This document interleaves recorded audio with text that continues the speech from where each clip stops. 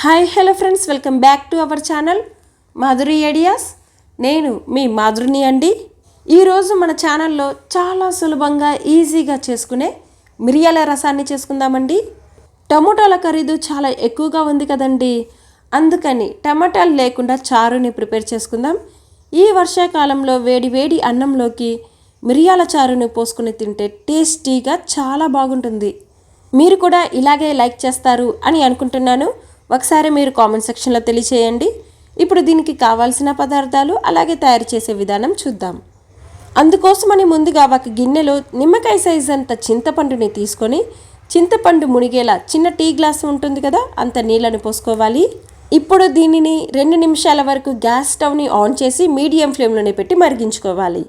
దాని తర్వాత ఒక చిన్న మిక్సీ జార్ తీసుకొని అందులో మిరియాలు 1 టేబుల్ స్పూన్, జీలకర్ర 1 టీ స్పూన్, ధనియాలు 1 టీ స్పూన్, వెల్లుల్లి రెబ్బలు 7, ఎండుమిర్చి 1, ఇలా అన్ని పదార్థాలు వేసుకున్నాక వీటిని ఇప్పుడు మిక్సీ పట్టుకోవాలి. మరీ మెత్తగా కాకుండా ఇలా పలుకులుగా ఇలా ఈ విధంగా మిక్సీ పట్టుకోవాలి.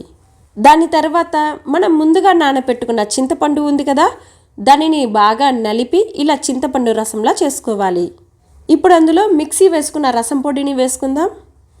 అలాగే 1/2 టీ స్పూన్ పసుపు, 1.5 టీ స్పూన్ సాల్ట్ని వేసుకోవాలి. అంటే రుచికి తగినంత సాల్ట్ని వేసుకోవాలి. అలాగే సన్నగా చిన్నవిగా కట్ చేసుకున్న కొత్తిమీరను కూడా వేసి ఈ గిన్నెను పక్కన ఉంచండి. దాని తర్వాత గ్యాస్ స్టవ్ని ఆన్ చేసి ఒక కడాయిని పెట్టండి. కడాయి లైట్గా వేడెక్కిన తర్వాత అందులో 1 టేబుల్ స్పూన్ ఆయిల్ని వేసుకోవాలి. నూనె కాగిన తర్వాత అందులో ఆవాలు 1 టీ స్పూన్, బద్దమినపప్పు 1/2 టీ స్పూన్, మెంతులు 1/2 టీ స్పూన్, 2 రెబ్బల కరివేపాకు, ఎండుమిర్చి 1, ఇలా చిన్నవిగా కట్ చేసి వేసుకోవాలి.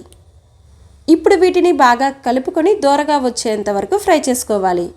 ఈ ప్రాసెస్ అంతా కూడా గ్యాస్ స్టవ్ని మీడియం ఫ్లేమ్లోనే పెట్టి చేసుకోవాలి. ఇలా దోరగా ఫ్రై చేసుకున్న తర్వాత ఇందులో కొంచెంగా ఇంగువని కూడా వేసి మరొకసారి బాగా కలిపి, మనం ఇందాక రసం కలిపి పెట్టుకున్నాం కదా, అది కూడా ఈ కడాయిలోకి పోసుకుందామండి.